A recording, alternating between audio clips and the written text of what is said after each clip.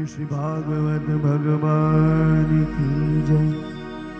श्री बाल कृष्ण लाल की जय। श्री बहुचर मात की जय। श्री उमिया मात की जय।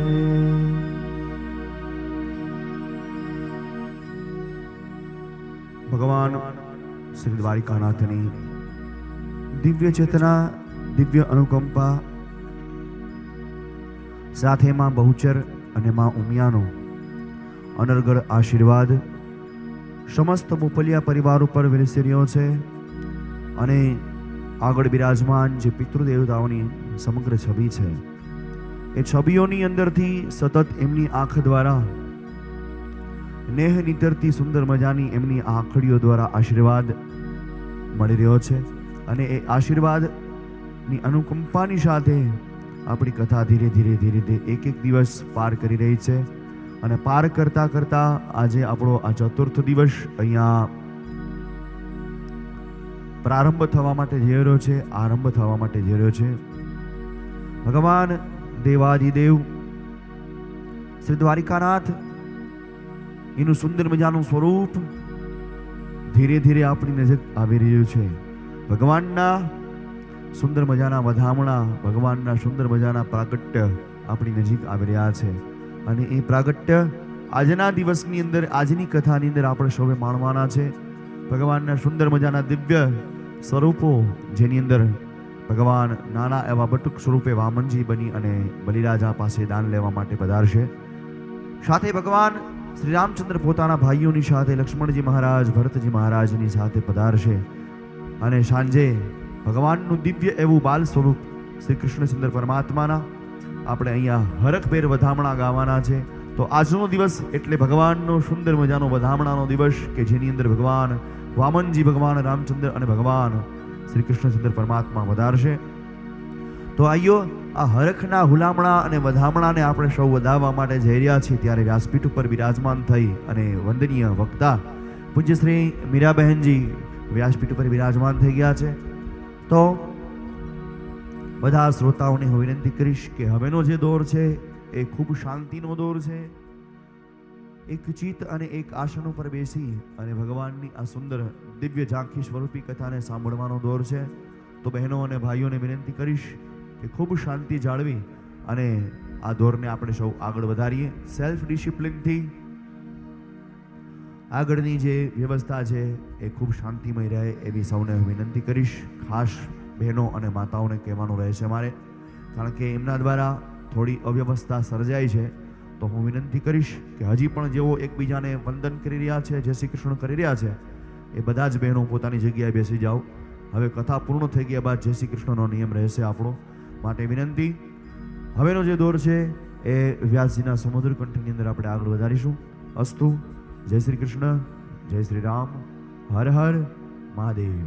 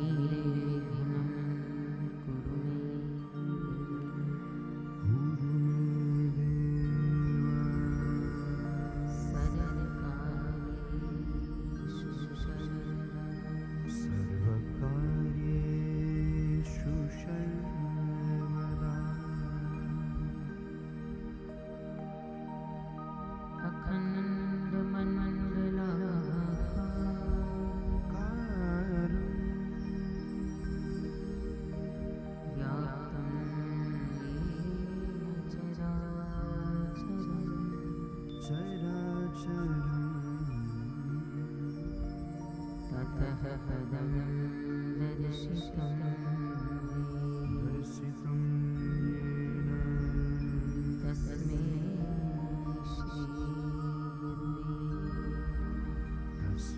श्री गुरुवे नमः।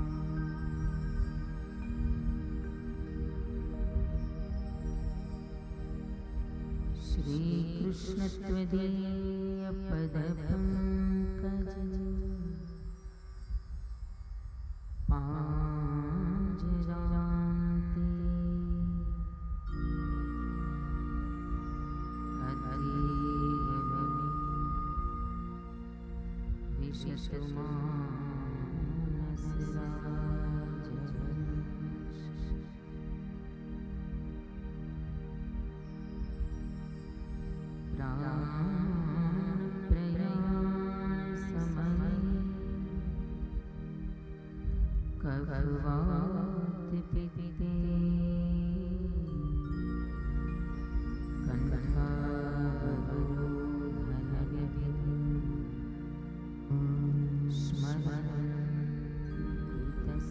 स्मरणं कुतस्ते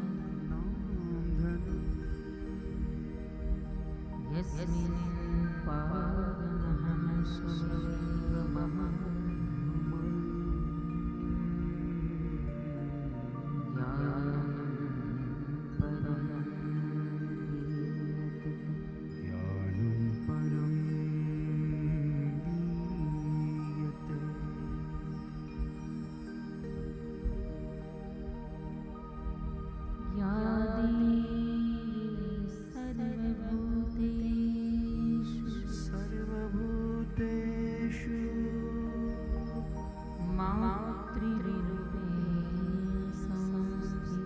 संस्थिता नमस्तस्यै नमस्तस्यै नमस्तस्यै नमो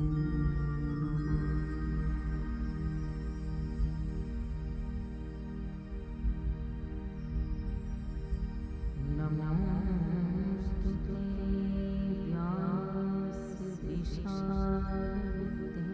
विशालबुद्धे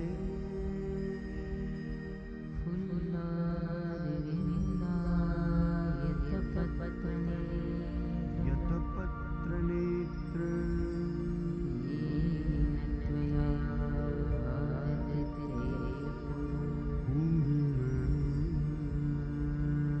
प्रज्वालितो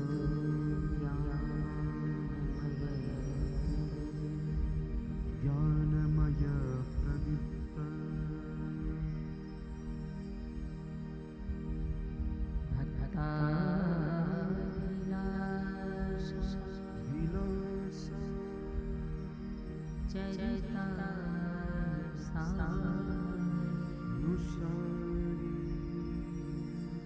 विलास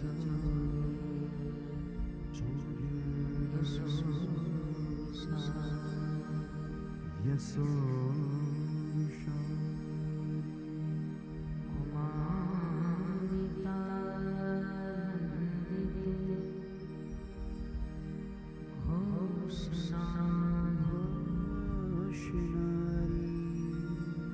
मम प्रभु श्री प्रभु श्री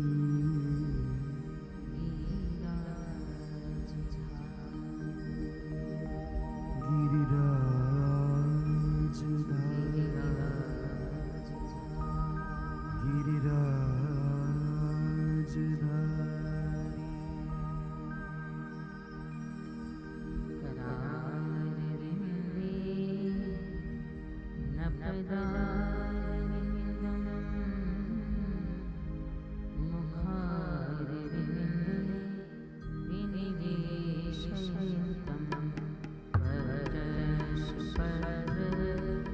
पुटे शयानं बालं कुन्दं मनसा स्मरामि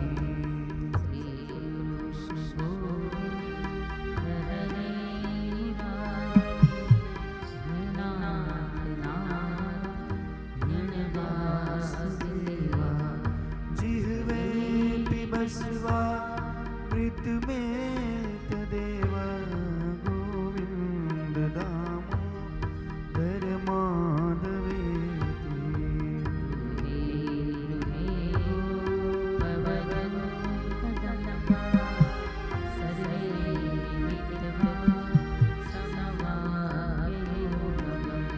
पुण्यानि नामानि पठन्ति नित्यं गोविन्द दामोदर माधवेति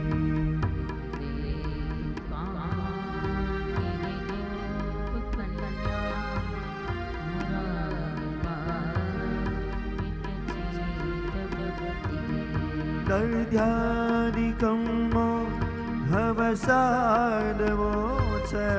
गोविन्द दामोदर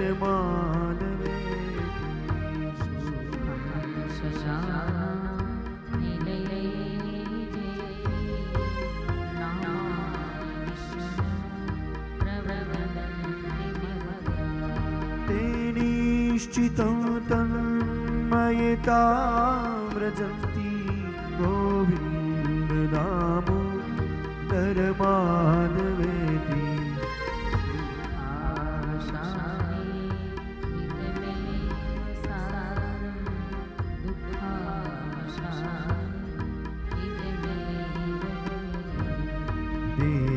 देहावसाने इदमेव जाप्यं गोविन्द दामोदर माधवेति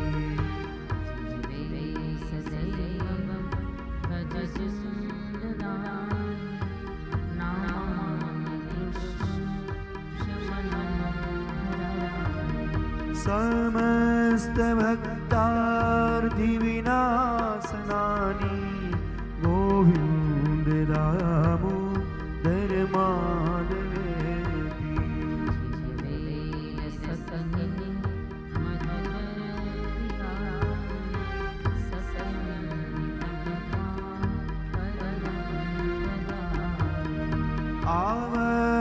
आवर्णयेथां मधुराक्षराणि गोविन्द दामोदर माधवेति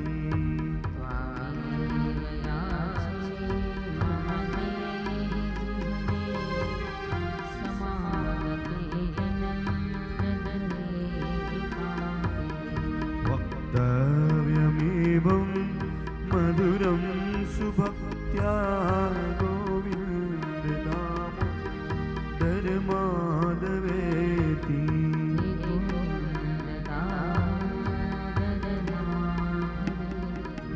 गोविन्द दामोदर माधवेति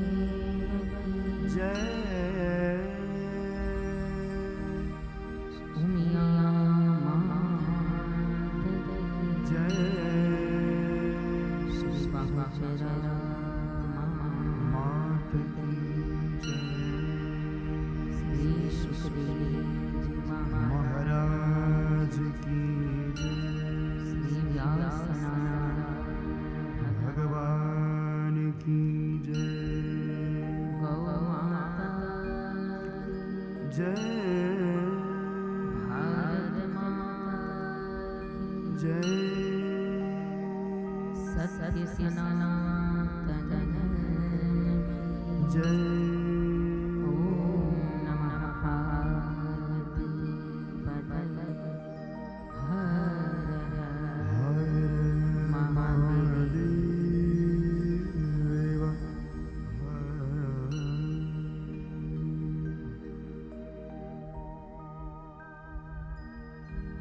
आइए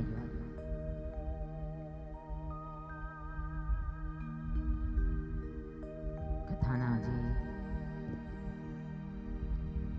चतुर्थे हनी चतुर्थ दिवसे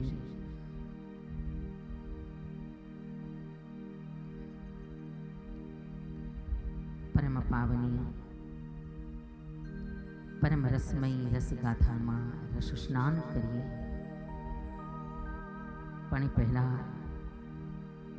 પ્રતિદિનના નિયમાનુસાર 2 મિનિટ માટે હરિનામ સંકીર્તનનો આશ્રય કરીએ, ભાવ સે શ્રદ્ધા સે।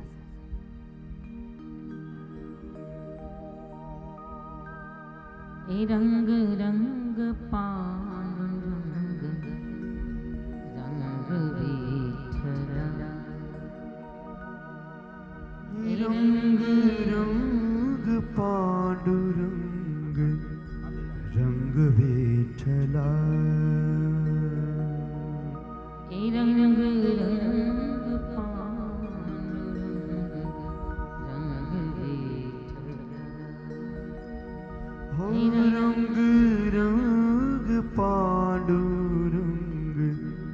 रंग विठ्ठला,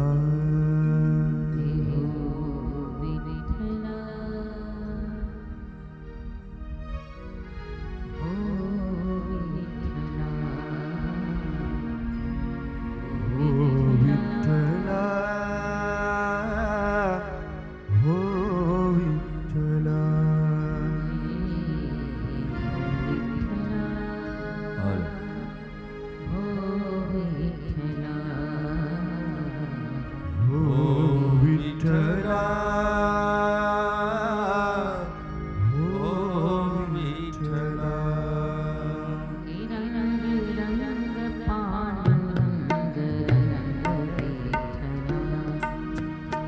रंग रंग पांडुरंग रंग विठ्ठला।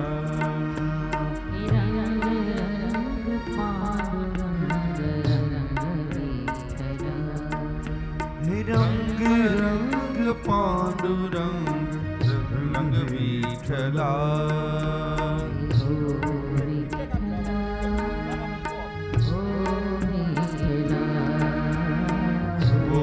विठ्ठला हो विठ्ठला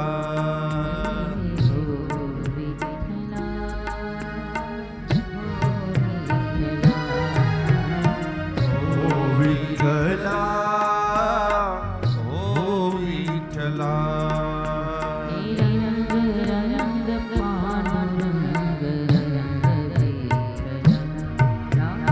रंग रंग पांडुरंग रंग विठ्ठला।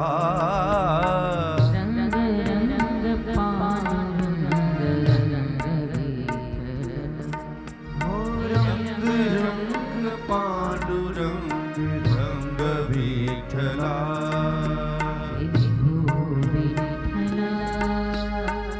हो विठ्ठला हो विठ्ठला।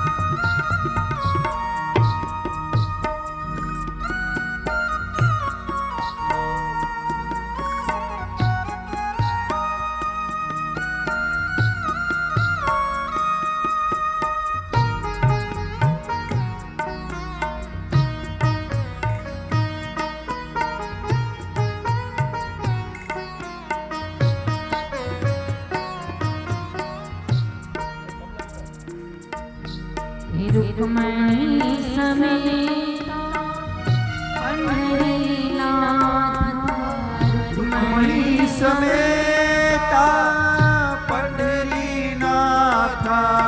રૂકમણી સમેતા પંઢરીનાથ રૂકમણી સમેતા પંઢરીનાથા રંગ રંગ પાંડુરંગ ઓ રંગ રંગ પાંડુરંગ જપિયો ભાવ સે વિઠ્ઠલા. રંગ રંગ પાંડુરંગ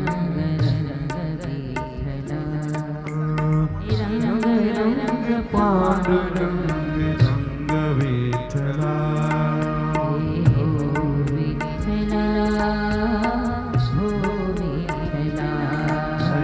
હો વિઠ્ઠલા, હો વિઠ્ઠલા.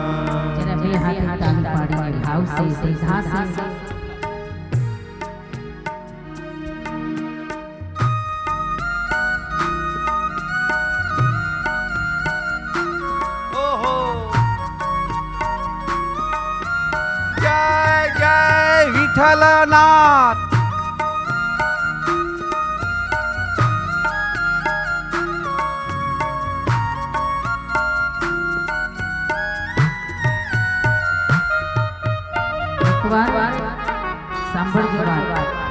એકવાર કોઈએ નારદજીને પૂછ્યું કે મહારાજ, આ કથા જ્યારે ચાલુ હોય ત્યારે કથાકાર કીર્તન ગવડાવે અને ધરાર આગ્રહપૂર્વક તાલી પડાવે, આગ્રહથી તાલી પાડવાનું કહે, તો આ તાલી પાડીને મોટેથી બોલવાનો લાભ શું?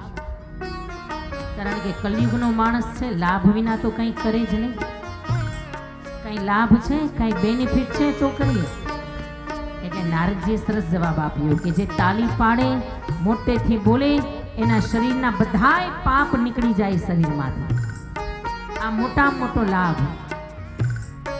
પણ વળી સામેવાળાએ પ્રશ્ન કર્યો કે મહારાજ, આટલા લોકો કથામાં બેઠા હોય, બધાય તાલી પાડે અને બધાય મોટેથી બોલે, બધાયના શરીરમાંથી પાપ નીકળે તો એ જાય ક્યાં?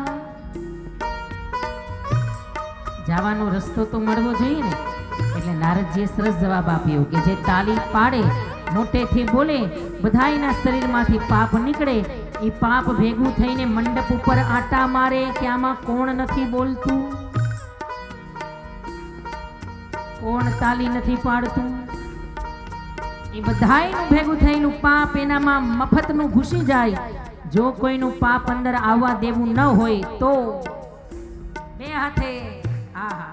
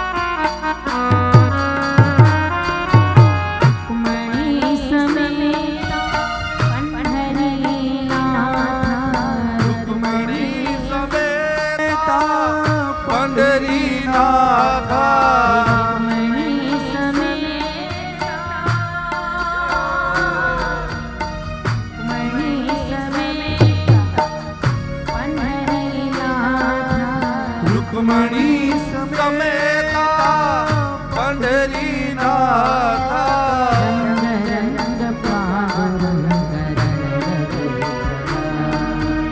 રંગ રંગ પાંડુરંગ રંગ વિઠ્ઠલા.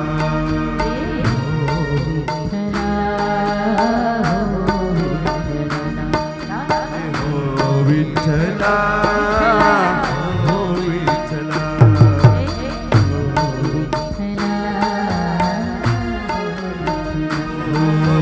હો વિઠ્ઠલા, હો વિઠ્ઠલા. રૂકમણી સમેતા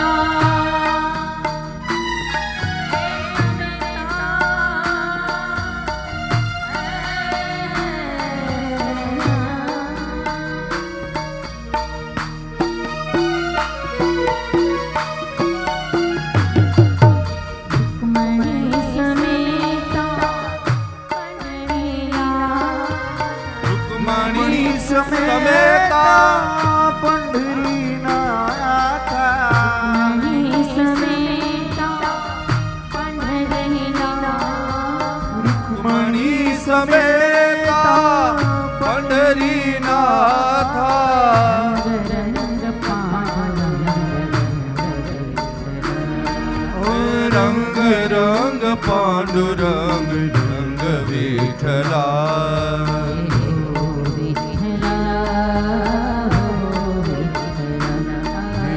हो विठला हो विठला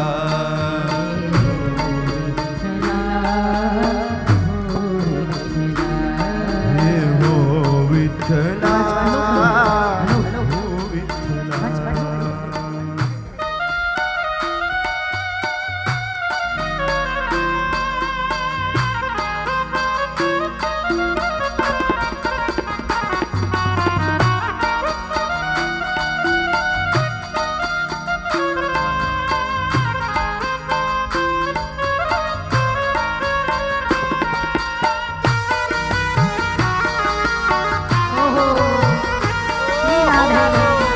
अरे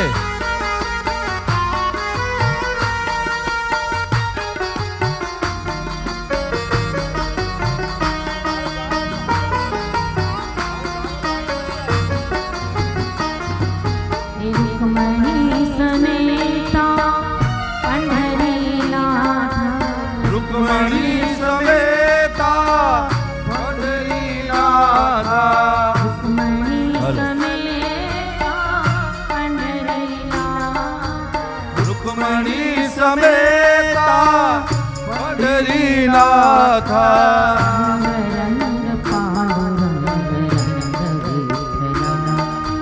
रंग रंग पांडुरंग रंग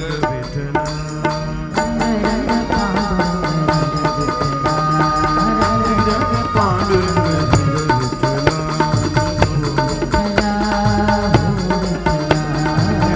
विठला हो विठला हो विठला हो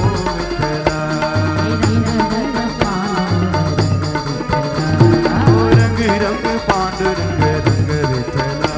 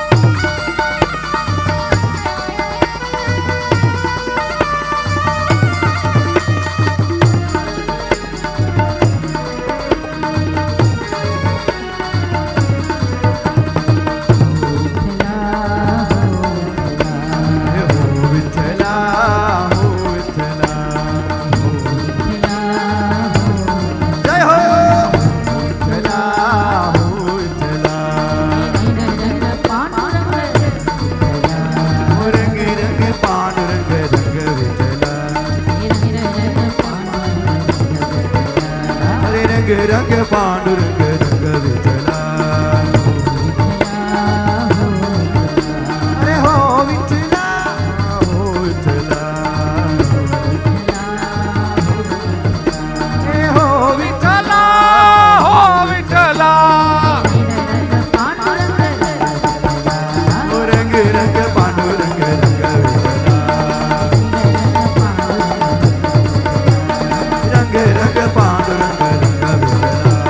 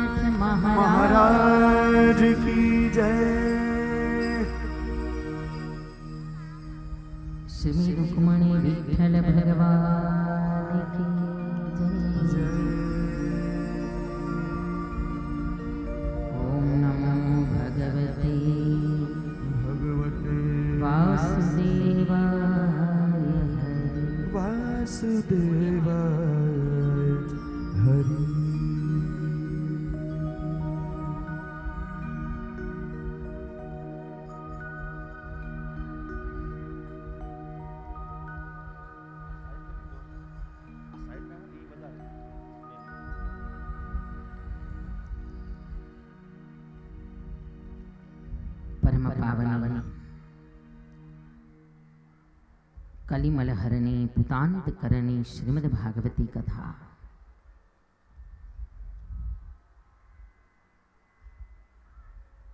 જન્મ જન્માંતરના થાકને ઉતારનારી કથા. એટલે જ કદાચ નામ છે કથા. કથા કથા કથા કથા કથા એક ધારું બોલો એટલે એનો ઉલટો શબ્દ થાય થાક. જન્મ જન્માંતરના થાકને દૂર કરે એ જ કથા. જન્મ જન્મના પુણ્યથી પ્રાપ્ત થાય એ જ કથા.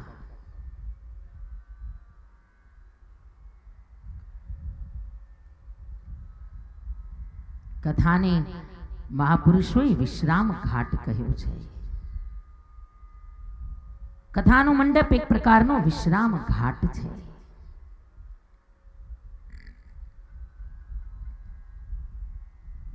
અહીંયા આવી જાઓ એટલે જીવનભરનો વિશ્રામ કથાના મંડપમાં મળી જાય. ઘણી ઉપમાઓ મહાપુરુષોએ કથાને આપી છે. કોઈ વિશ્રામ ઘાટ કહ્યું, કોઈ વળી કથાને અમૃત કહી, કેટલાક મહાપુરુષોએ વળી કથાને ઔષધિ કહી. સદગુરુ જ્ઞાન વિરાગ જોગ કે અને વિબુધ વૈદ ભવ ભીમ રોગ કે. ખરેખર એક પ્રકારની આ ઔષધિ છે,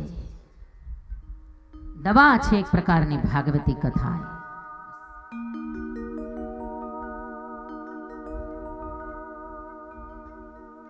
ઔષધિ છે ખરા, દવા છે ખરા, પણ પેલા એ તો ખબર પડે કે કયા રોગની દવા છે.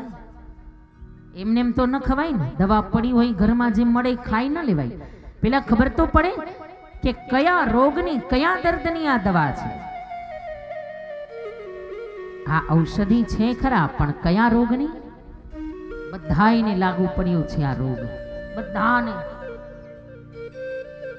અને રોગ કયો છે? बाबा जी ने रामचरितमानस में लिख दिया कि सदगुरु ज्ञान विराग जोग के विबुध वैद भव भीम रोग के. भवरोग, આ વારે વારે જન્મવું, વારે વારે મરવું, આ ભયંકર જટિલ રોગ છે, આ ભયંકર ભીમ રોગ છે.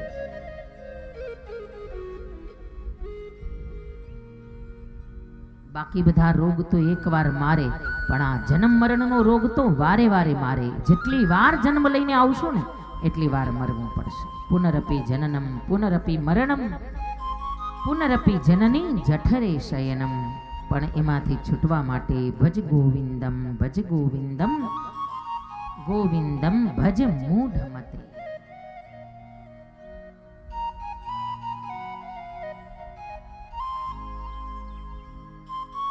આ જન્મ મરણના જે ચક્કર છે ને, આ ભવરોગ છે, આપણને બધાઈને લાગુ પડ્યો છે.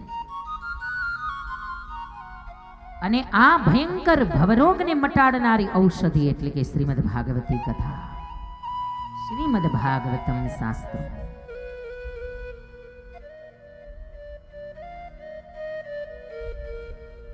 અને એ પાછી ડોક્ટરે લખી આપી હોય એમ દવા ખાવી પડે ને.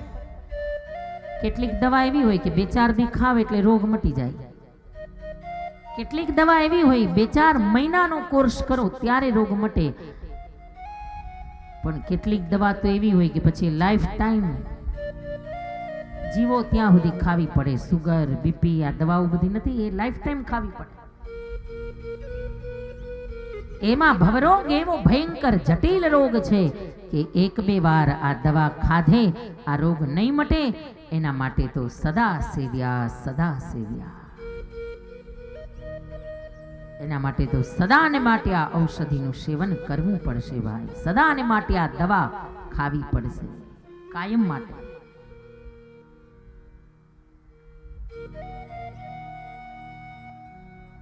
અને એ દરેક દવા અલગ અલગ રીતે ડોક્ટરે ખાવાની પદ્ધતિ બતાવી હોય. કેટલીક દવા દૂધ સાથે, કેટલીક દવા ભૂખ્યા પેટે, કેટલીક દવા જમીને, કેટલીક દવા મધ સાથે,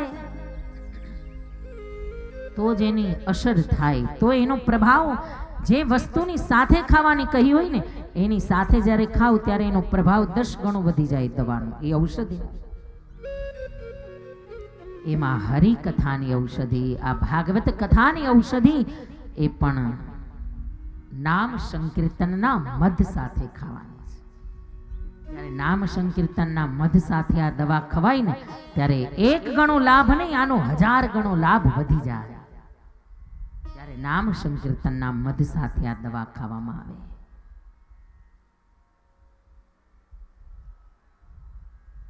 ઘણી ઉપમાઓ આપી છે આપણા સંતોએ આ ભાગવતી કથાને. કોઈ અમૃત કહી, કોઈ ઔષધિ કહી, કોઈ ભાગીરથી ગંગા કહી, કોઈ વળી જડીબુટ્ટી કહી.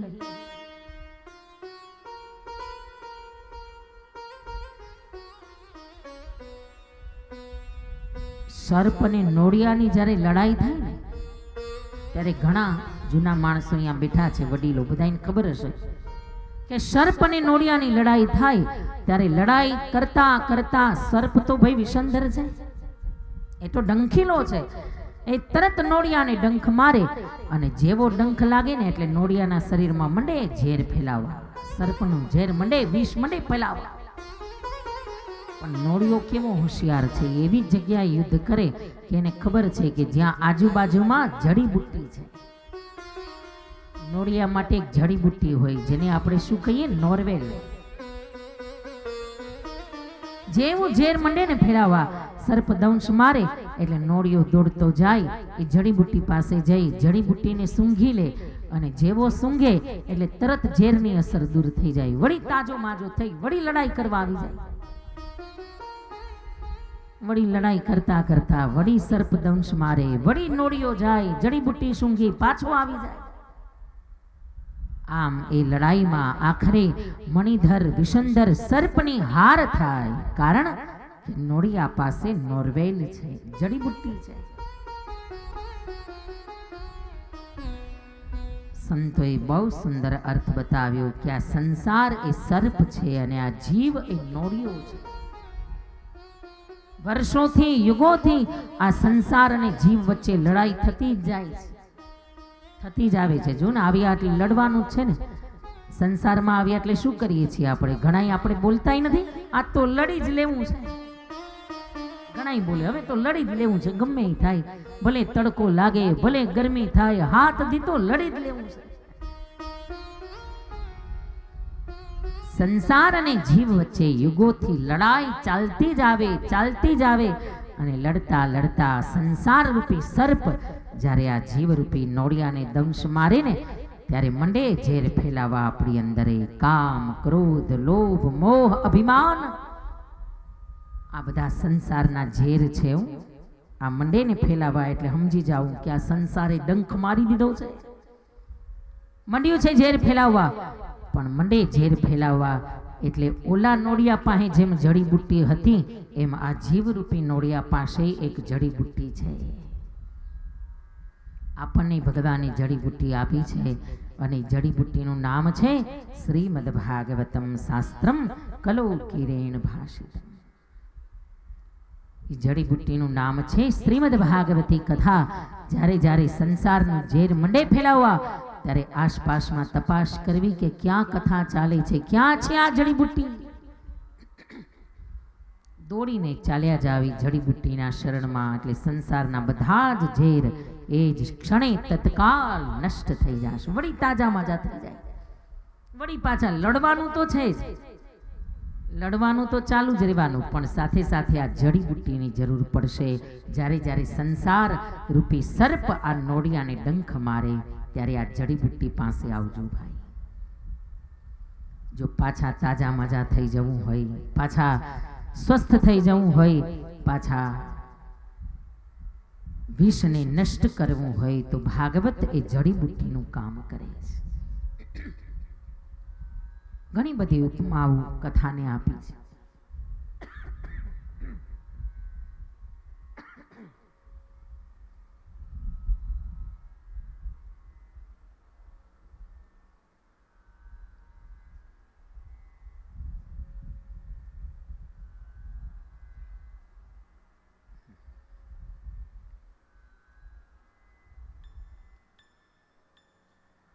કોઈએ અમૃત કહી, કોઈએ જડીબુટ્ટી કહી, કોઈએ ઔષધિ કહી, કોઈએ ગંગા કહી, કેટલાક સંતોએ વળી કથાને બોરડીનું ઝાડ કહ્યું. સ્વાભાવિક આપણને નવાઈ લાગી, અરે કથા કઈ બોરડીનું ઝાડ છે, આને બોરડીનું ઝાડ કહેવાય? અમૃત કહી, જડીબુટ્ટી કહી, ઔષધિ કહી, બધું બરાબર, પણ બોરડીનું ઝાડ, કથા કઈ બોરડીનું ઝાડ છે? સંતોએ કહ્યું હા, કથા એ બોરડીનું ઝાડ છે. કઈ રીતે? બધાને ખબર હશે કે બોરડીના ઝાડમાં બોર વીણવા જાવ ને,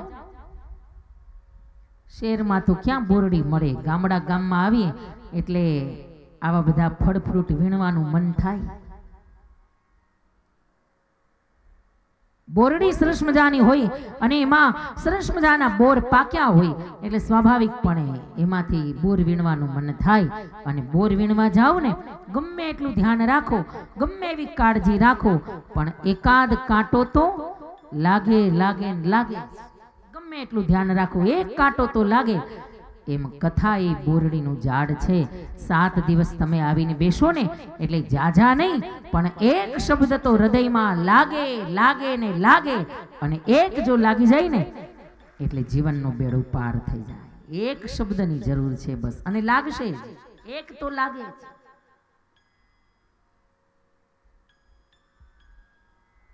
બસ એક જો લાગી જાય ને તો એ જીવનનો બેડો પાર થઈ જાય. જાજાની જરૂર નથી. શબ્દે માર્યા મરી ગયા અને શબ્દે છોડી દીધા રાજ. જેણે જેણે આ શબ્દને વિચાર્યા એના સુધરી ગયા સબ કાજ. બસ એક શબ્દ લાગી જાય. આપણામાં કહેવત છે કે તેજણને ટકોરો કાફી જાય.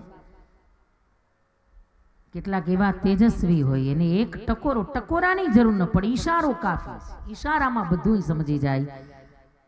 અને કેટલાક એવા હોય કે પાણા ઉપર પાણી ઢોળા જ કરો ને કાંઈ ફેર ન પડે.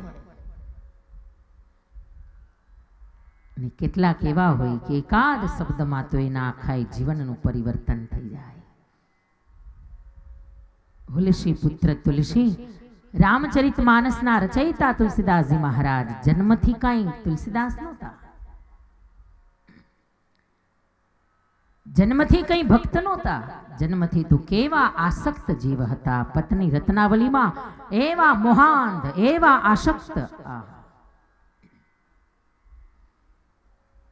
એક દિવસે પત્ની વિના રહી ન શકે એવા આસક્ત, એવા મોહાંધ છે તુલસીદાસજી. એકવાર અચાનક ખબર પડી, તુલસીદાસજી બહારથી આવ્યા, ખબર પડી અરે મારી પત્ની અચાનક, રત્નાવલી અચાનક પિયરે ચાલ્યા ગયા છે, કંઈક અર્જન્ટ કામ આવ્યું અને પિયરે ચાલ્યા ગયા. હવે શું કરું, એના વિના તો રહી નહીં શકાય. ગમે એમ થાય પિયરે એને મળવા જવું પડશે મારે. મારી પત્ની વિના એક દિવસે રહી ન શકું. અને તુલસીદાસજી નીકળી ગયા રત્નાવલીના પિયર બાજુ. અનરાધાર વરસાદ છે, એવો અનરાધાર વરસાદ. નદી કિનારે આવ્યા, રસ્તામાં નદી આવે, નદી કિનારે આવ્યા અને નદીમાં તો પૂર આવી ગયા છે, કારણ કે અનરાધાર વરસાદ વરસે. પૂર આવી ગયા નદીમાં. અને તુલસીદાસજી વિચાર કર્યો સામે કિનારે જવું છે, પણ જવું કેવી રીતે, કારણ કે કોઈ નાવ નથી, કોઈ નાવિક નથી, નાવ ચાલે એમ જ નથી. ભયંકર પૂર છે નદીમાં. અને હવે સામે કિનારે જાવું કેમ?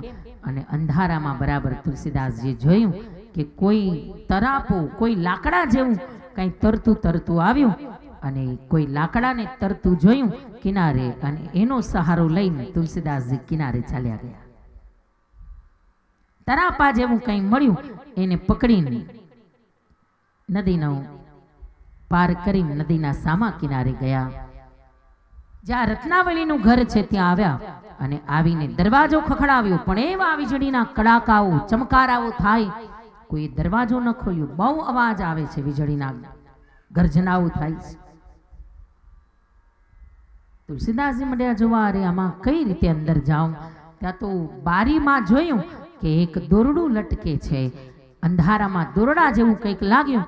લાવ, દોરડાને પકડીને રત્નાવલીના રૂમમાં ચાલ્યો જાઉં. દોરડાનો સહારો લઈ ગયા અંદર. રત્નાવલી પાસે ગયા, રત્નાવલીને જગાડ્યા, કહ્યું દેવી જાગો, તમને મળવા માટે આવ્યું છું. દેવી તમે મને કહ્યા વિના ચાલ્યા આવ્યા, પણ એક દિવસે હું તમારા વિના રહી ન શકું. સારું થયું આ તમે દોરડાની વ્યવસ્થા રાખી હતી. તમને ખબર જ હતી કે કદાચ તો હું આવીશ, એટલે તમે જ આ દોરડાની વ્યવસ્થા રાખી હશે. રત્નાવલીએ કહ્યું મહારાજ કયું દોરડું ને શું વાત, મને કાંઈ ખબર નથી, કાંઈ નથી ખબર મહારાજ. ચાલો જરા જોઈએ તો ખરા. દીવાનું અજવાળું કરી જ્યાં બારી ઉપર જોયું ત્યાં કોઈ દોરડું નથી, ત્યાં તો ભયંકર કાળોતરો સર્પ ત્યાંથી જઈ રહ્યો છે.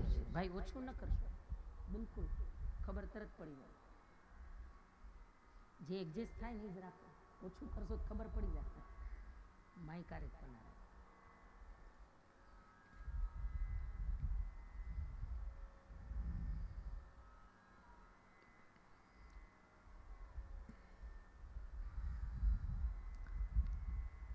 દોરડાને પકડીને જે આવ્યા હતા એ કોઈ દોરડું નથી, આ તો ભયંકર વિષંધર કાળોતરો સર્પ જઈ રહ્યો છે બારીમાંથી. આહા, રત્નાવલીએ કહ્યું મહારાજ આ શું? આ મને મળવા માટે એક ભયંકર કાળાતરા સર્પને પકડીને તમે ઉપર આવ્યા, આ વિષંધર સર્પને પકડીને. અને સર્પને જોયો ને, હવે તો તુલસીદાસજીની ધ્રુજારી ઉપડી ગઈ. આ તો પેલા ખબર નહોતી, દોરડા જેવું લાગ્યું એટલે પકડીને આવી ગયા. હવે ખબર પડી એટલે તો એને બીક લાગી. અરે સર્પને પકડીને આવી ગયો. રત્નાવલીએ કહ્યું મહારાજ તો પછી નદી કિનારે શું હતું? તુલસીદાસજીએ કહ્યું દેવી કોઈ તરાપા જેવું, કોઈ લાકડું જેવું જોયું, એને પકડીને નદી કિનારે આવ્યો. રત્નાવલીએ કહ્યું એમ નહીં, ચાલુ જોઈએ તો ખરા. ખરેખર કોઈ તરાપો હતો, કોઈ લાકડું હતું. આવીને જ્યાં કિનારે જોયું ત્યાં તો આહા, કોઈ લાકડું કોઈ તરાપો નથી, એક મરેલા માણસનું મળતું પડ્યું છે. આહા, એક મરેલા માણસના મળદાનો સહારો લઈ, એક ભયંકર વિષંધર સર્પનો સહારો લઈ અને રત્નાવલીને મળવા તુલસીદાસજી આવ્યા. અને ત્યારે રત્નાવલી બોલ્યા, જોજો એક જ વાક્ય બોલ્યા છે, એક જ વાક્ય. રત્નાવલીએ કહ્યું મહારાજ આ હાડમાંસ ભરેલા શરીરને મળવા એક મળદાનો સહારો લઈને આવ્યા, એક વિષંધર સર્પને પકડીને આવ્યા. આ હાડમાંસ ભરેલા શરીરને મળવા, આ શરીરમાં આટલો પ્રેમ છે તમને, આના કરતા અડધોય પ્રેમ જો રામચરણમાં લાગી જાય ને તો તમારું બેડું પાર થઈ જાય મહારાજ. આ એક જ વાક્ય અને હૃદયમાં કેવું લાગી ગયું કે હુલસી પુત્ર તુલસી તુલસીદાસ બની ગયા. પગ પકડી લીધા, ચરણ પકડી લીધા રત્નાવલીના. દેવી આજથી તમે મારા પત્ની નહીં, તમે મારા ગુરુ છો. પત્નીને ગુરુ બનાવી લીધી. શીખવાનું તો ગમે ત્યાંથી મળે, જો શીખવાની હામ હોય તો. સાર ગ્રહણ કરવાની શક્તિ જો આપણામાં હોય તો સાર તો ગમે ત્યાંથી મળે, શીખવાનું તો ગમે ત્યાંથી મળે. બસ એક શબ્દ કાફી છે કથાનો, જો હૃદયમાં લાગી જાય ને તો જીવનનો બેડો પાર થઈ જાય. 92 લાખ માળવાનો ધણી રાજા ગોપીચંદ રાજા જ્યારે સ્નાન કરતા હતા ને, હજારો રાણીઓ પટરાણીઓ ગોપીચંદ રાજાને સ્નાન કરાવે છે. આહા, એવી કંચન વર્ણી કાયા છે. અને અચાનક એની પીઠ ઉપર જાણે ગરમ આંસુના પાણીના ટીપા પડ્યા અને ગોપીચંદ રાજાને ચિંતા થઈ, અરે મારા આખા નગરમાં બધા સુખી છે, 92 લાખ માળવાનો ધણી, અને મારા નગરમાં કોણ દુખી છે? આ આંસુના ટીપા પડ્યા ક્યાંથી? કોણ રડે છે? અને જ્યાં આમ ઉપર જોયું ત્યાં તો ગોપીચંદ રાજાની માં મેનાવતી ઉભા ઉભા રડે છે. નહીં વાદળ નહીં વીજળી અને નહીં અષાઢીના મેઘ. કોણ રડે છે? અરે આ તો મારી માં રડે છે. અને તરત ગોપીચંદ રાજા બધું મૂકીને માના ચરણમાં પડી ગયા. માં, બધાને રાજી રાખવાનો પ્રયાસ કરું છું, 92 લાખ માણવાનો ધણી છે, જેનો દીકરો, અને એની માં રડે છે. મારી માં રડે. શું થયું માં? શું કોઈએ તારું અપમાન કર્યું? શું કોઈએ તને કટુ વચન કહ્યા? કેમ રડે છે હે માં? અને ત્યારે મેનાવતીએ જોજો એક જ શબ્દ કહ્યો છે, બેટા આ તારી કંચન વર્ણી કાયા જોઈને મને આજ રડવું આવે છે કે આવી કાયા તારા બાપના જેવી, તારા બાપ જેવી જ કંચન વર્ણી તારી કાયા છે, પણ હે બેટા આજ તારા બાપની એ દશા મને યાદ આવે છે. આવી જ કાયા હતી, કંચન જેવી કાયા, આવું જ રૂપાળું ગૌરવર્ણ શરીર, પણ કંઈ આત્મકલ્યાણ ન કર્યું અને એ જ શરીર અગ્નિમાં ભસ્મ થઈ ગયું. તારા બાપ તો ચાલ્યા ગયા, હવે તું પણ એ જ રસ્તે છો, તું પણ એ જ માર્ગ ઉપર છો. નહીં ભગવાનનું ભજન, નહીં ભગવાનનું સ્મરણ, ભલે 92 લાખ માળવાનો ધણી છો, પણ કંઈક આત્મકલ્યાણ તું કરતો જા બેટા. જોજો માના શબ્દો આવા સુંદર સુગંધી પદાર્થોથી સ્નાન કરે છે, આનંદ કરે છે. આવું સુંદર રાજ્ય ભગવાને તને આપ્યું, પણ નહીં ક્યારેય ભગવાનનું સ્મરણ, નહીં ક્યારેય ભજન. હે બેટા કંઈક આત્મકલ્યાણ કરતો જા. બાકી જેમ તારા બાપનું શરીર, એ કાયા, એ કંચનવર્ણનો દેહ પણ અગ્નિમાં બળી ગયો ને, એમ એક દિવસ આ તારું શરીર પણ અગ્નિમાં બળી જશે, રાખ થઈને ઉડી જશે, કોઈ યાદય નહીં કરે દીકરા. આહા. અને મા મેનાવતીના એ શબ્દ ગોપીચંદ રાજાના હૃદયમાં લાગી ગયા અને 92 લાખ માળવાનો ધણી બધું છોડી દીધું રાજાએ. માના ચરણ પકડી લીધા. માં બસ તું હવે મને માર્ગદર્શન આપ, ભગવાનનું ભજન કરવું છે, આ આત્માનું કલ્યાણ કરવું છે, પણ ક્યાં જાઉં, કોના શરણે જાઉં? અને ત્યારે માએ કહ્યું, બેટા જો જાવું હોય ને તો એક જ શરણ છે કે આપણી ઘોડારમાં એ જૂનો જોગી નવનાથ માયનો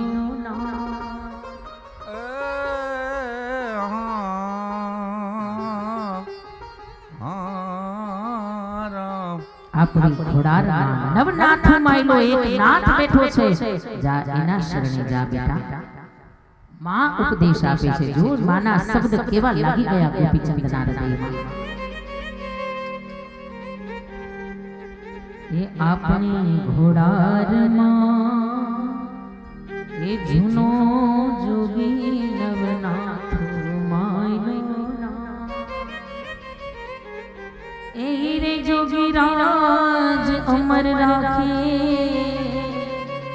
એ જેના શિર પર મુકેલો હાથ હે ભલો રાજા હે ગોપીચંદ હે ભલો રાજા ગોપીચંદ હે બાલુડા ભિક્ષા દિયો હે મોરી માં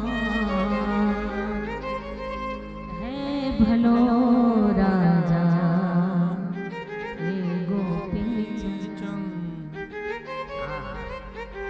જો માનો ઉપદેશ કેવો લાગી ગયો બેટા. આપણી ઘોડારમાં નવનાથુ માયલો નાથ જાલંધર નાથ બેઠા છે. જા જાલંધર નાથના શરણે જા દીકરા, તારા જીવનનું કલ્યાણ થઈ જશે. અને માએ ભગવા પહેરાવ્યા. જો માનો ઉપદેશ કેવો લાગી ગયો હૃદયમાં. અને જાલંધર નાથનું શરણ લઈને ગોપીચંદ રાજા ભગવા વસ્ત્ર ધારણ કર્યા અને માની રજા લેવા આવ્યા ને. હે માં બસ હવે મને રજા આપ. અત્યાર સુધી સમાજ માટે જીવ્યો, પણ હવે આ આત્મ કલ્યાણ કરવા માટે જવું છે. આજ મનુષ્ય જન્મને સફળ કરવા માટે જવું છે, જગતને કંઈક નવો માર્ગ બતાવવા જવું છે. અને ત્યારે માં મેનાવતી દીકરાના ભગવા વસ્ત્ર જોયા અને માએ કહ્યું, બેટા એક રે જાજે એ દેશ રે જાજે વીરા મારા પરદેશ જાજે. બધે જાજે બેટા, પણ એક મારી ખાસ આજ્ઞા છે, વિનંતી છે હાથ જોડીને. દેશ રે જાજે વીરા મારા પરદેશ જાજે. એક રે એન જાજે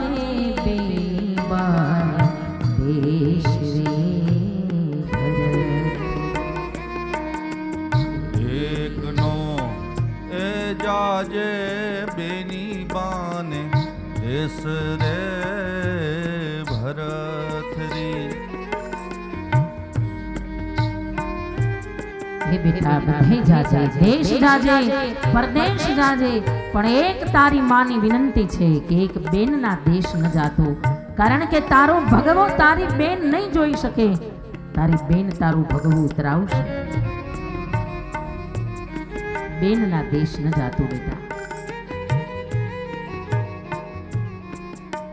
એ દેશ રે એ જાજે વીરા મારા પરદેશ જાજે. દેશ રે એ જાજે રે વીરા તમે પરદેશ જાજોજી. પણ એક રે એલ જાજે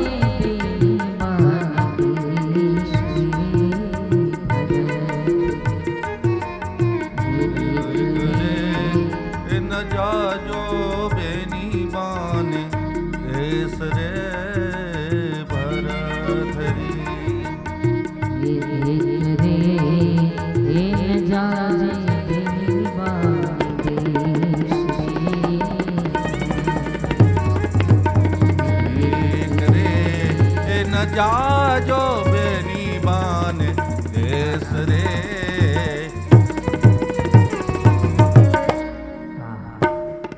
દેશ રે જાજે વીરા મારા પરદેશ જાજે. બધે જાજે, પણ હે બેટા એક બેનના ગામ ન જાતો, કારણ કે તારી બેન તારો આ ભગવો ભેખ નહીં જોઈ શકે, કારણ કે તારી બેન છે.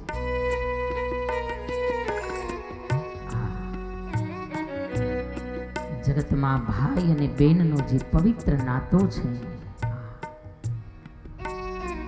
જગતમાં ભાઈ અને બેનનો જે શુદ્ધ નિર્મલ અને નિખાલસ જે નાતો છે ને, એ નાતાને કદાચ જગતમાં બીજા એકેય નાતા એકેય સંબંધ એની લગોલગ ન આવી શકે, એવો અદ્ભુત નાતો છે ભાઈ અને બેન.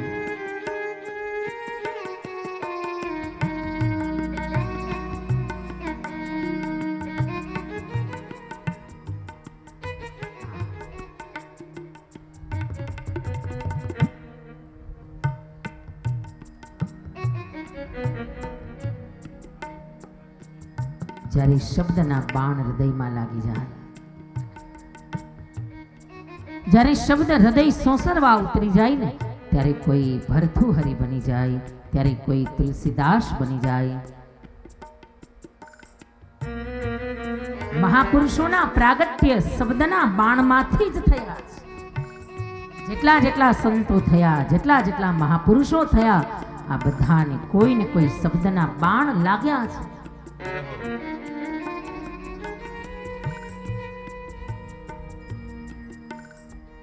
અને આ કથા એવી છે કે તમે 7 દિવસ સાંભળો ને એટલે ક્યાંક ને ક્યાંક તો હૃદયમાં શબ્દ લાગી જ જશે, ક્યાંક ને ક્યાંક તો આ હૃદય સોસરવા શબ્દ ઉતરી જ જશે.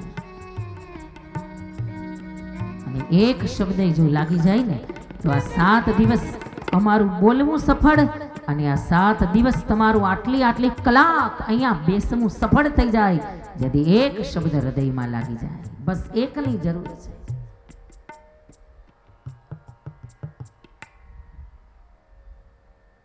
केवा केवा महापुरुषोना जीवन चरित्रों छे, केवी परिस्थिति में संतों निर्माण थई जाए, केवी परिस्थिति में कोई महापुरुषना हृदय निर्माण थई जाए।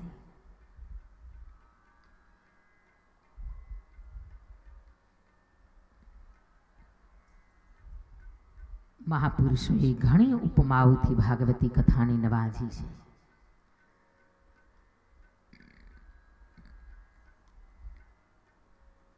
એટલા માટે કથા એ જડીબુટ્ટી છે, એટલા માટે કથા એ બોરડીનું ઝાડ છે કે એક શબ્દ તો લાગશે। ઘણી ઉપમાઓથી કથાને નવાજી છે મહાપુરુષોએ। ગઈકાલે આપણે જોતા હતા કે 3 ઘાટ ઉપર ભાગવતી કથા ચાલે છે। નૈમિષારણ્યમાં જ્યાં શુતજી વક્તા છે અને શૌનક ઋષિઓ શ્રોતા છે। બીજો ઘાટ ભગવતી ભાગીરથી ગંગાજીના શ્વેત સલીલ ઘાટ ઉપર જ્યાં સુખદેવજી વક્તા છે, રાજા પરીક્ષિત શ્રોતા છે, અને ત્રીજો ઘાટ જ્યાં મૈત્રેય ઋષિ વક્તા છે અને વિદુરજી શ્રોતા છે. ત્રણેય ઘાટ ઉપર વિવિધ વક્તાઓ દ્વારા સુંદર કથાનું ગાયન થઈ રહ્યું છે. જેમ વક્તા અલગ એમ વાણી અલગ, એવી જ રીતે જેમ શ્રોતા અલગ એમ શ્રદ્ધા અલગ. આટલા લોકો અહીંયા બેઠા છે, શબ્દ એક જ બોલાય છે, સંભળાય છે બધાને એક જ શબ્દ, પણ એ શબ્દની અસર બધા ઉપર કંઈક અલગ અલગ છે. કારણ કે બધાની શ્રવણ ભક્તિ અલગ અલગ છે. બધા સુધી શબ્દનો પ્રભાવ, શબ્દની અસર કંઈક જુદી જુદી થાય છે. કેટલાકને શબ્દ સીધા હૃદય હોહરવા ઉતરી જાય છે, કેટલાકને કાન સુધી જાય છે ખરા, પણ હામોય પાછો કાન હોય, હોહરવા નીકળી જાય, સીધો બાયપાસ, નીચે અંદર જાય જ નહીં. અને કેટલાકને કાન સુધી પહોંચે તો ને ઉપરથી જ વયું જાય. જો કે આ બેડી ગામની વાત નથી હો, અહીંયા તો તમે જે બધા પ્રેમથી કથા સાંભળો છો, કેટલી શાંતિથી સાંભળો છો. જો ખરેખર બહુ આનંદ આવે છે. આ 3-3, 4-4 દિવસ ત્યાં તમારી સન્મુખ કથા કહીએ છીએ, નકર તો ચાલુ કથામાં વારે વારે કહેવું પડે કે ભાઈ શાંતિ જાળવો. પણ અહીંયા એકવાર મંગલાચરણ શરૂ થઈ જાય એટલે કેવી શાંતિ છે, જેવું પિન ડ્રોપ સાયલન્ટ, કેવી શાંતિ.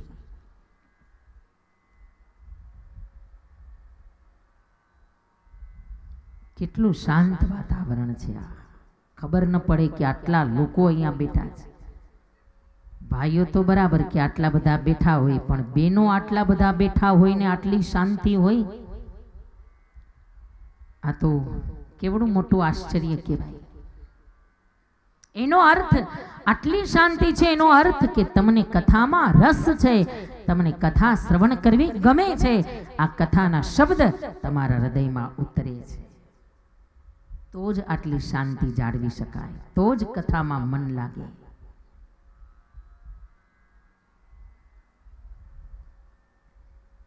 ત્રણેય ઘાટ ઉપર નૈમિષારણ્યમાં ગંગાજીના તટ ઉપર અને મૈત્રેય અને વિદુર પાસે બદ્રિકાશ્રમમાં ત્રણેય ઘાટ ઉપર સુંદર ભાગવતની કથા ચાલે છે. ગઈકાલના સત્રમાં આપણે જોતા હતા સપ્તમ સ્કંદની અંદર કે ભગવાન નરસિંહ નારાયણ પ્રહલાદજીના ભક્તિને ઉજાગર કરવા માટે ભગવાન થંભમાંથી પ્રગટ થયા છે. કેવું સરસ કાલનું દ્રશ્ય આપણે યાદ કરીએ તો આહા, કેવા સુંદર ભગવાન નરસિંહ નારાયણ, કેવી ગર્જનાઓ થતી હતી. હાવજ ગરજે, સિંહ ગરજે, નાનો એવો સમંદર ગરજે. ચારણ કન્યા ઝવેરચંદ મેઘાણી, કેવા કેવા સાહિત્યકારો થઈ ગયા આપણા સૌરાષ્ટ્ર ગુજરાતમાં, આપણા કાઠિયાવાડમાં. કેવું સુંદર ચારણ કન્યા, કેવું અદ્ભુત કાવ્ય લખ્યું. નાની એવી ચારણ કન્યા, 16 વર્ષની ચારણ કન્યા, હાથ હિલોડી ચારણ કન્યા. ચારણ સમાજમાં કથા હતી ત્યારે આખું પાકું કર્યું હતું, વળી ભૂલાઈ ગયું. બહુ સરસ છે આખું ચારણ કન્યા, બહુ લાંબુ છે. ઝવેરચંદ મેઘાણીનું કેવા કેવા સાહિત્યકારો થયા છે આપણા સમાજમાં.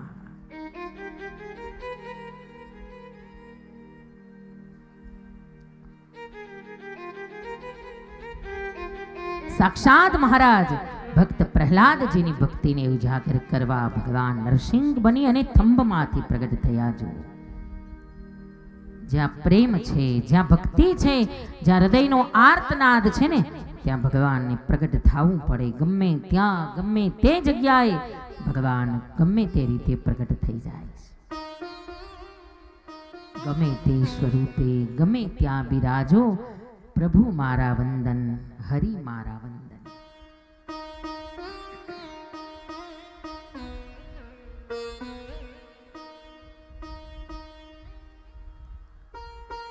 પછી તો પ્રહલાદજી ભગવાનની પ્રાર્થના કરી, હે નૃસિંહ, હે ભગવાન, મારા માટે એક રાક્ષસ બાળક માટે કે જે દૈત્ય કુળમાં પ્રગટ્યો છે એવા મારા જેવા પતિત જીવ માટે હે પ્રભુ આપ પ્રગટ થઈને આવ્યા, અને એમાંય આવું નરસિંહ રૂપ લઈને આવ્યા મહારાજ.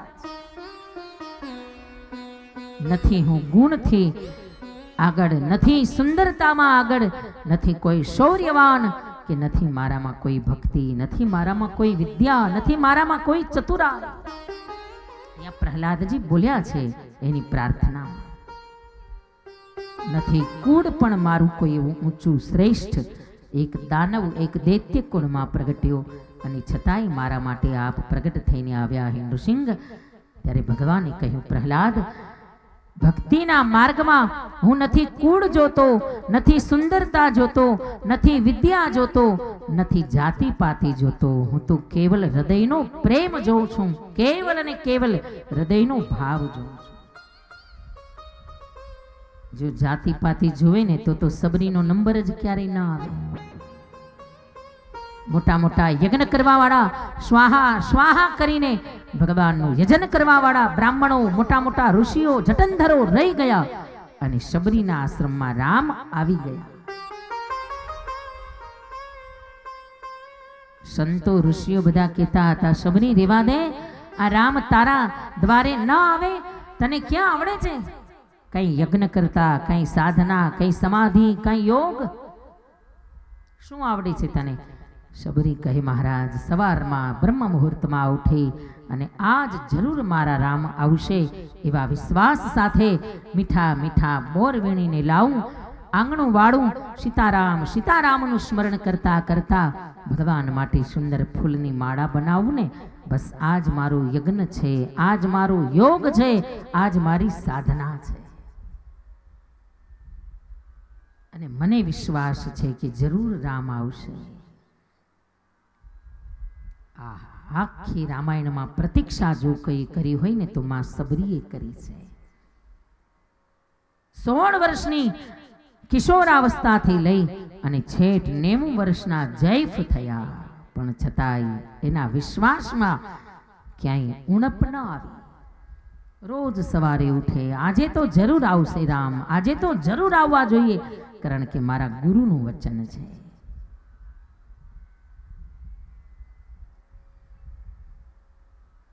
ભગવાન પ્રેમ પુરુષોત્તમ છે. પ્રેમથી રીજે ભગવાન, ભક્તિથી રીજે ભગવાન, ભાવથી રીજે.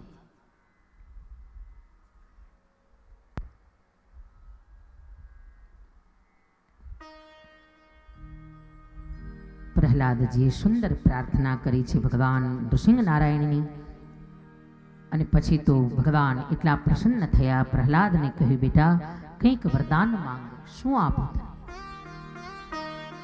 કંઈક વરદાન માંગ પ્રહલાદ.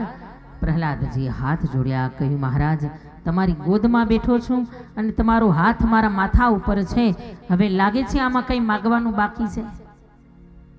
હવે શું માગું મહારાજ? તમારી ગોદમાં બેઠો છું અને તમારો વરદ હસ્ત મારા માથા ઉપર ફરી રહ્યો, કાંઈ માગવાનું બાકી નથી. પ્રહલાદે કાંઈ માગ્યું નથી, પણ ભગવાને હઠાગ્રહ કર્યો, નહીં પ્રહલાદ, મારી ઈચ્છા છે, કાંઈક મારે આપવું છે, તારે ભલે ન જોતું હોય, મારે આપવું છે. જોજો, જ્યાં નિસ્વાર્થ પ્રેમ છે ને ત્યાં ભક્ત નથી માગતો, ત્યાં ભગવાન સામેથી આપે છે, સામેથી ભગવાન આપે. ત્યાં ભક્ત ન માગે, ત્યાં ભગવાન સામેથી આપે, અને ત્યાં ભગવાન સામેથી માગે. જ્યાં નિસ્વાર્થ પ્રેમ છે, જ્યાં નિસ્વાર્થ ભક્તિ છે, ત્યાં જેને કાંઈ જોતું જ નથી, અરે જેને ભગવાન પાસે કાંઈ નથી માગવું, કાંઈ નથી જોતું, દ્વારિકા નાથ પાસે, દુનિયાના નાથ પાસે કોઈ આશા, કોઈ અપેક્ષા નથી. અને એવા ભક્તો જ્યારે હોય ને ત્યારે એની પાસે સ્વયં ભગવાન માગવા માટે જાય. એટલા માટે તો આખી રામાયણમાં કેવટ પ્રસંગની શરૂઆત તુલસીદાસજી મહારાજે માગી શબ્દથી કરી. માગી નાવ, માગી નાવ, નાવ માંગી કોણે? કેવટે નહીં, ભગવાને માંગી છે, ભગવાને માગ્યું, કેવટે નથી માગ્યું, ભગવાને માગ્યું. માગી નાવ પણ ન કેવટ આના, નાઈ પાડી દીધી, કેવટે નહીં મળે મહારાજ.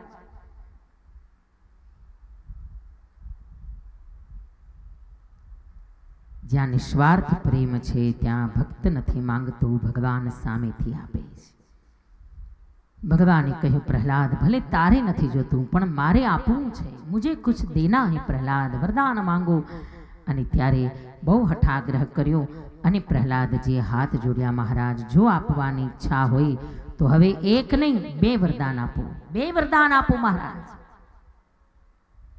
ભગવાને કહ્યું, બોલ પ્રહલાદ, શું આપું?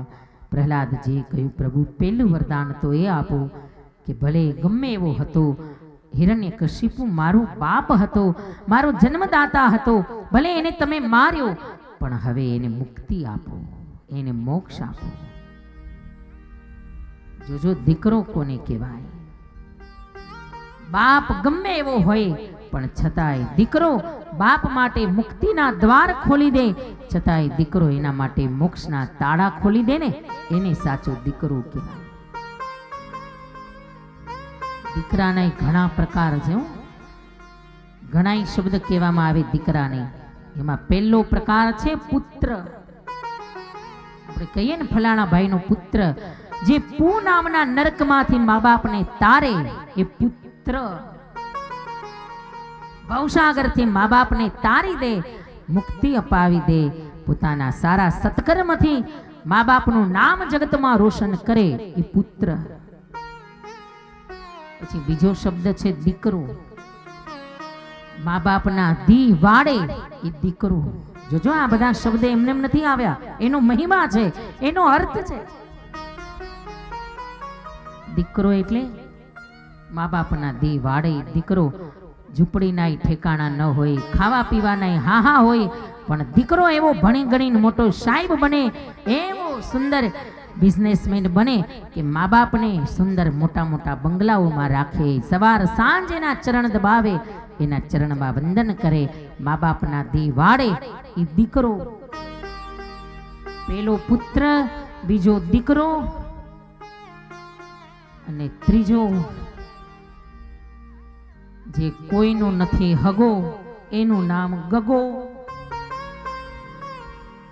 ગામમાં બોલે ને, આ ફલાણા ભાઈનો ગગો, એ કોઈનો નથી હગો. ના ભાઈ, આપણે તો પુત્ર બનવું છે, આપણે તો દીકરો બનવું છે. જે મા બાપના દી વાળે એનું નામ દીકરો.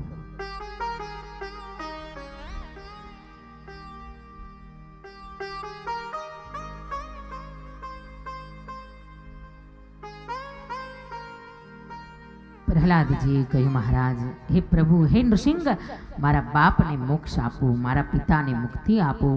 અને પ્રહલાદને આ વાત સાંભળી ભગવાન મંડ્યા હસવા. ભગવાને કહ્યું, બેટા, હે પ્રહલાદ, શું તને હજી એમ લાગે છે કે તારા બાપને મોક્ષ નથી મળ્યું? એની મુક્તિ તો ક્યારની મળી ગઈ. એનું પહેલું કારણ કે મારા હાથે મરાયો, મારા હાથે એનો ઉદ્ધાર થયો. અને મારો નિયમ છે, જેને મારું એને ભવસાગરથી તારું. જેને જેને ભગવાને માર્યા ને બધાઈને ભવસાગરથી તાર્યા. ભગવાનના હાથે મરવું ને એ પણ એક ભાગ્યની વાત છે ભાઈ. પરમાત્માના હાથે મરવું. ભગવાન જેને મારે એને ભવસાગરથી તારે. એટલે તારા બાપને તો મુક્તિ ક્યારની મળી ગઈ, અને વળી એને મોક્ષ મળી ગયો છે. એનું બીજું કારણ કે જે બાપના વંશમાં એક પ્રહલાદ જેવા ભક્ત દીકરાનો જન્મ થાય ને, એની એક નહીં, એની તો 71 પેઢીઓ ભવસાગરથી તરી જાય, કે જેના વંશમાં એક પ્રહલાદ જેવું દીકરું જન્મે. આવા સન્માર્ગી, આવા સત્કર્મી, આવા સત્યવાદી, આવા સેવાભાવી દીકરા જો આપણા વંશમાં જન્મે ને, તો સમજો કે આપણી 71 પેઢી ભવસાગરથી તરી જાય.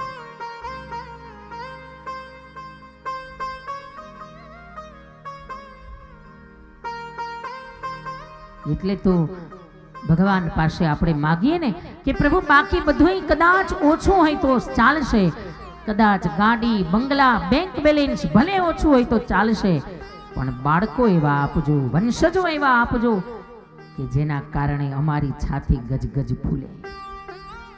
અમારા વંશમાં કાયમ આવી કથાઓ થતી રહે, કાયમ આવા સત્સંગ થતા રહે, કાયમ આવા સત્કર્મ થતા રહે. ધન્યવાદ છે ભાઈ. આ બોપલિયા પરિવારના બધા યુવાનોને એકવાર તાલીઓથી વધાવો. આ તમારા બધા યુવાન દીકરાઓ, યુવાન દીકરીઓ, આ જેણે જેણે આ દિવસ રાત એક કરીને આ જહેમત ઉઠાવી છે ને, અને આ કથાનું આયોજન કર્યું, આ વિચારી ન આવે હો આજના યુવાનોને. પૈસો વધે ને એટલે તો બીજા કેટલાય ભરખા જાગે. ગોવા જવાના ને, દીવ જવાના ને, ફરવા હરવાના ને, કેટલાય ભરખા જાગે. એમાં કંઈ વિરોધ નથી, જરૂરી છે બધું સમય પ્રમાણે ફરવું જરૂરી છે. પણ કથાનો વિચાર આવે, ભાગવત કરવાનો આ શુભ સંકલ્પ જાગે ને, એટલે ખરેખર એને ધન્યવાદ આપવા પડે. આપજો જેને આ શુભ સંકલ્પ થયો હોય ને, જેને આ વિચાર હૃદયમાં પ્રગટ થયો હોય, એ બધા યુવાન ભાઈઓને આશીર્વાદ આપજો કે ભગવાન તમારું ભલું કરે, ખૂબ કલ્યાણ કરે. કે આ એ બધાના કારણે આખા પરિવારને, આ આખા આજુબાજુના ગામને બધાને આ ભાગવત કથાનો લાભ મળ્યો.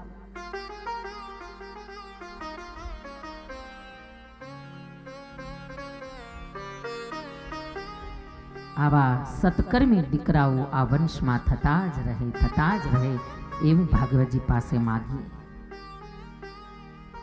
વંશે સદૈવ ભવતામ હરિભક્તિ રસ્તુ.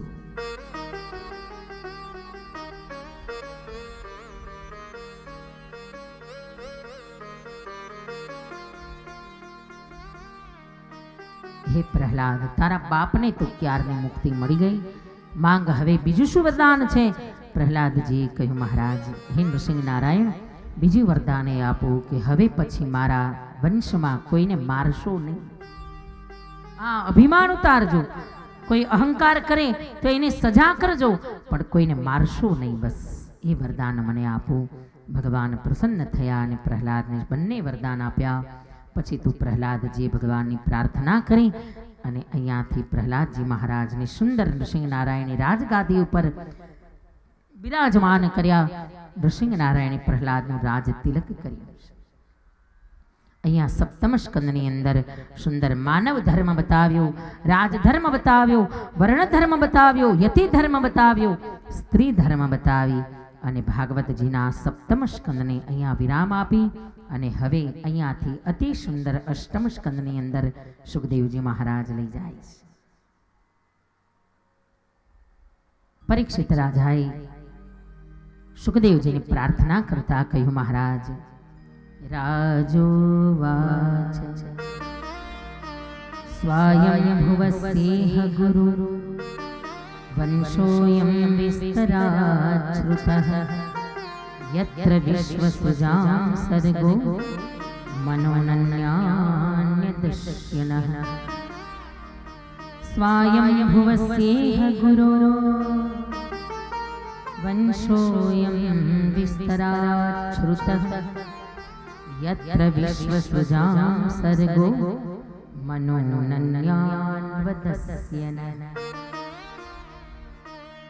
પરીક્ષિત રાજાએ બે હાથ જોડ્યા, મહારાજ, તમે કહેતા હતા કે 14 મન્વંતર છે અને એક એક મન્વંતરમાં ભગવાન અલગ અલગ અવતાર ધારણ કરે છે. મહારાજ, મને મન્વંતરોની કથા સંભળાવો. અને અહીંયા અષ્ટમ સ્કંદથી સુખદેવજી મહારાજે સુંદર મન્વંતરોની કથા સંભળાવી. એક પછી એક 14 મન્વંતર છે, 14 મનુ મહારાજ થયા છે.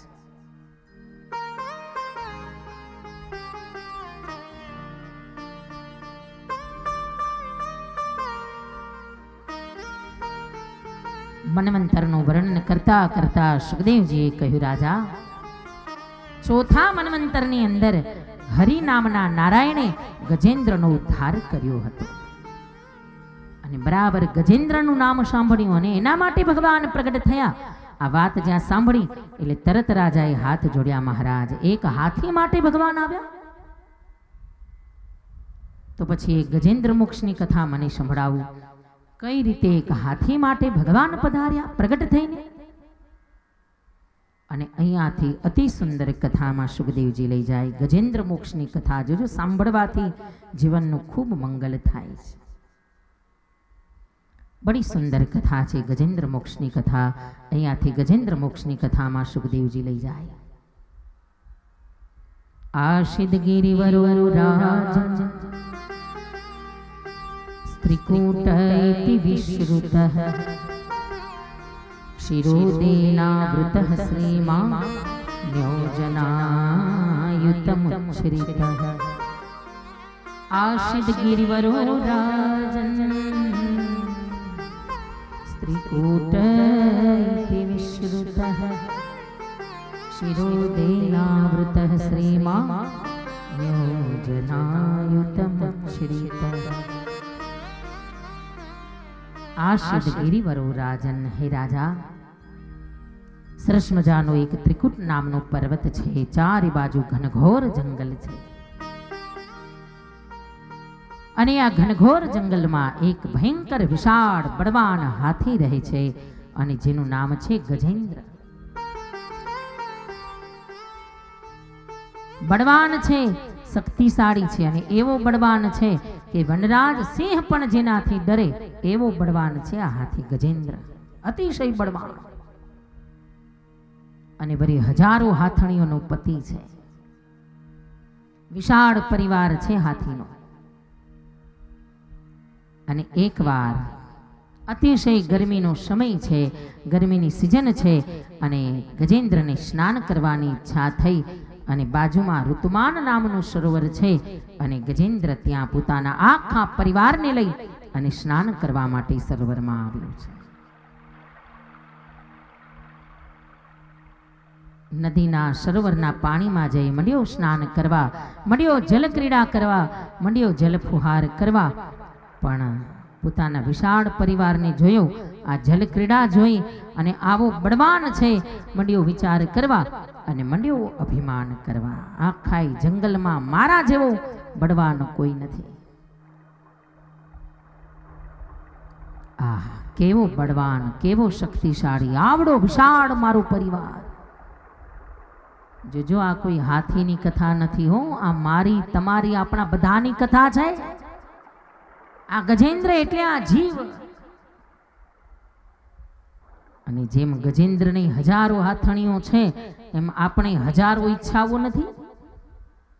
કેટલી ઈચ્છાઓ છે, ઈચ્છાઓને ક્યાં પૂર્ણ વિરામ છે. નવી નવી ઈચ્છાઓ જાગતી જ જાય છે, રોજ નવી ઈચ્છા. દર વખતે ભગવાન પાસે મંદિરે જઈએ એટલે કહીએ કે હે ઠાકોરજી, બસ આ વખતે આ છેલ્લી ઈચ્છા છે, આ પૂરી કરી દો, બસ પછી કાંઈ માગવું નથી. ભગવાન કે આવું તો તું કેટલા વર્ષોથી કેતો આવશ કે આ છેલ્લી છેલ્લી તારી છેલ્લી ક્યાં કોઈ દી આવી? દર વખતે એમ કહીએ બસ આ છેલ્લી ઈચ્છા, છેલ્લી ક્યાં કોઈ દી આવે છે. એ ઠાકોરજી, દીકરો 10મામાં છે, બસ ફર્સ્ટ ક્લાસ આવી જાય, 99.99.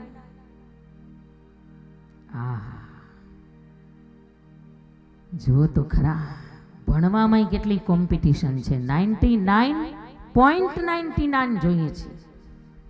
બાળકોને આટલા ટકા, આટલા પર્સન્ટેજ આવવા જોઈએ. હવે ક્યારેક યાદ તો કરો કે આપણે જેદી ભણતા હતા તેદી કેમ ભણતા હતા. સ્કૂલમાંથી ક્યાંના ક્યાં ભાગી જતા હતા, ગોતવા આવવા પડતા હતા. ગયા હોય સ્કૂલે, ક્યાંક મેદાનમાં બેટ બોલ રમતા હોય, આવી રીતે ભણ્યા. અને હવે બાળકોને બિચારાને કેટલું બંધન, કેટલું બંધન. ભલે ભણાવીએ, સારી વાત છે, એજ્યુકેશનનો જમાનો છે, એજ્યુકેટેડ પર્સન હોવો જોઈએ આપણો દીકરો. પણ પછી એનો અર્થ એ નથી કે એટલું બધું એના ઉપર બર્ડન આવી જાય કે કદાચ ક્યાંક પાછળ રહી જાય તો એ ઘરે આવતા શરમાય. કેટલા એવા દાખલાઓ બને છે. ભલે એને ભણાવું, ખૂબ એને ગણાવું, ખૂબ આગળ વધારું, પણ એને કેવું કે બેટા કદાચ 2-5% ઓછા આવે ને તો કાંઈ વાંધો નથી હો, કાંઈ વાંધો નહીં. કદાચ ભલે થોડા ઓછા ટકા આવે, કાંઈ વાંધો નહીં, મહેનત કરજે, પણ કદાચ વધતા ઓછું થાય તો કાંઈ ચિંતા નથી. કારણ કે દેવા વાળું નથી દુબળો અને ભગવાન નથી રે ભિખારી. તો સમય આવશે એટલે બધાને આપી જ દેશે. કદાચ 99 આવે તોય ભલે, અને ઘણા 60% વાળા 99 કરતા આગળ બેઠા હોય, ઓલો ન્યા હાથ જોડીને ઉભો હોય, ઓલો 50% વાળો સાહેબ બનીને બેઠો હોય. એટલે કેટલીક સમયે તો ભાગ્યની વાત છે ભાઈ. કૃપા મારા નાથની થાતી તો દશા એની બદલી જાતી. અતિશય બર્ડની ન આપો. બાળકોનું ધ્યાન રાખજો, બાળકો ઉપર થોડી દયા રાખજો. એટલા બધા બાળકોને ક્લચમાં લઈ લઈએ આપણે. અને ભણવાનું તો ઠીક, વેકેશનમાં એને છૂટ નહીં. વેકેશનમાં કેટલા ક્લાસીસ ચાલુ, swimming class, music class, dance class, drawing class, હા સ્કેટિંગ ક્લાસ, કેટલાય તો ક્લાસમાં મોકલ્યો. ઓલો એકનો એક. આટલું બધું એને શીખડાવવું હોય તો 5 હાથ છોકરાઓ જોઈએ. હવે એ તો હવે અત્યારના સમયમાં હોતા નથી. અમે બે ને અમારા બે એમાંથી ગયા, અમે બે ને અમારો ખાલી એક. હવે બિચારો એકનો એક, એમાં આપણા બધાય સપના એકની ઉપર, એનાય કઈ સપના નહીં હોય, એનાય કંઈક તો હશે ને, એની કંઈક તો ઈચ્છા હશે. એ તો આપણે ક્યારે પૂછતા જ નથી. બાળકોને થોડું રમવાનો આનંદ આપજો ભાઈ. અતિશય બર્ડન એ પણ બહુ નુકસાનકારક છે જીવન માટે, ભવિષ્ય માટે બહુ નુકસાનકારક છે.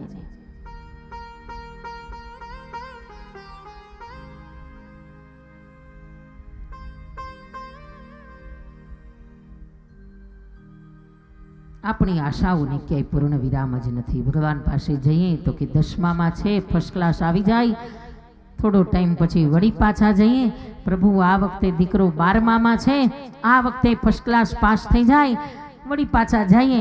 બસ હવે કોલેજમાં છે, હારામાં હારી નોકરી મળી જાય, નોકરી મળી જાય તો કે હવે હારી મજાની છોકરી મળી જાય. જો ક્યાં આશાને પૂર્ણ વિરામ છે. નવી ને નવી આશા આવતી જ જાય, આવતી જ જાય ઈચ્છાઓ. છોકરી મળી જાય તો કે હવે પાયણું બંધાઈ જાય, અને એકવાર પાયણું બંધાઈ જાય, ઘરમાં વહુ આવી જાય પછી તો કથા જ સાંભળવી છે. ઘણા એમને કેવા આવે કે વહુ નથી ને ત્યાં સુધી, એકવાર વહુ આવી જાય પછી તમારી ભેગું જ ફરવું છે, કથા જ સાંભળવી છે તમારી. પણ વહુ આવી ગયા પછી તો હાવે દેખાતા બંધ થઈ જાય. આહા, ઈચ્છા તો બધાયની એવી હોય કે મોતીના દાણા જેવી વહુ આવે, પણ આવ્યા પછી ખબર પડે કે કયો દાણો આવ્યો.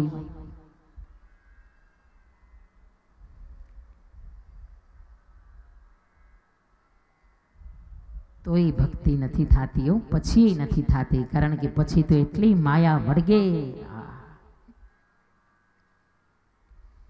એટલી ચિંતાઓ, એટલી જવાબદારીઓ. આ તો રહેવાની જ છે ભાઈ, પણ વચ્ચેથી થોડો સમય ભગવાનના ભજન માટે કાઢી લેવો, થોડો સમય પરમાત્માની કથા માટે કાઢી લેવો. બાકી આ ચિંતા તો રહેવાની જ છે, આવ્યા જ કરશે, આવ્યા જ કરશે.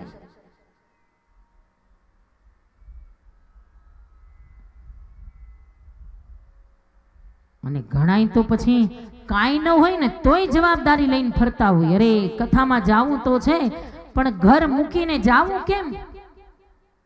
ભેગું લેતો આવો. બીજું હું ઘણા મૂકે જ નહીં જવાબદારી, એવી માથે આમ જવાબદારી લઈને ફરતા હોય. અરે જાવું તો છે પણ કેમ જાવું? આ ઘરમાં મારા વિના હાલે નહીં, મારા વિના કોઈને કઈ ખબર પડે નહીં. 2 કલાક જ્યાં વયો જાઉં ત્યાં તો ઘરમાં આમથી આમ થઈ જાય. જેદી નહોતા તેદી હાલતું તું, અને જેદી નહીં હોય ને તેદી તો બહુ સારું હાલશે. આ ગામને નડતા તો બંધ થાઉં.